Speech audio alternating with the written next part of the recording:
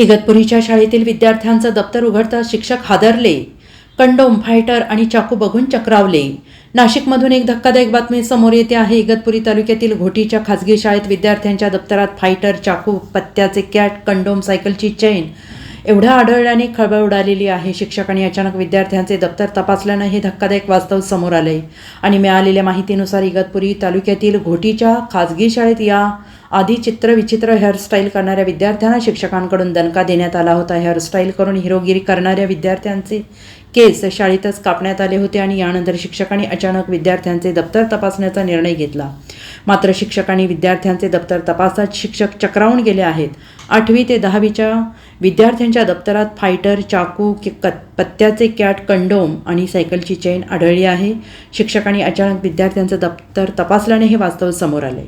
विद्यार्थ्यांच्या पालकांनी शिक्षकांनी शाळेत बोलवून समज दिली आहे. शिक्षकांच्या जागरूकतेनं हा प्रकार उघडकीस आला असला तरी विद्यार्थ्यांच्या दप्तरात अशा स्वरूपाच्या वस्तू आढळणं ही चिंतेची बाब आहे.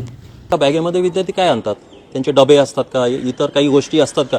विद्यार्थ्यांचं कधीही असं त्यांना वाटत नाही की आमच्या बॅग तपासल्या जातील. पण आम्ही हा एक नवीन उपक्रम राबवलेला आहे. अधूनमधून जेव्हा आम्हाला वाटेल त्यावेळेस असं विद्यार्थ्यांचं आम्ही बॅग चेक करत असतो. मुलींच्या पण चेक करतो, मुलांच्या पण चेक करतो.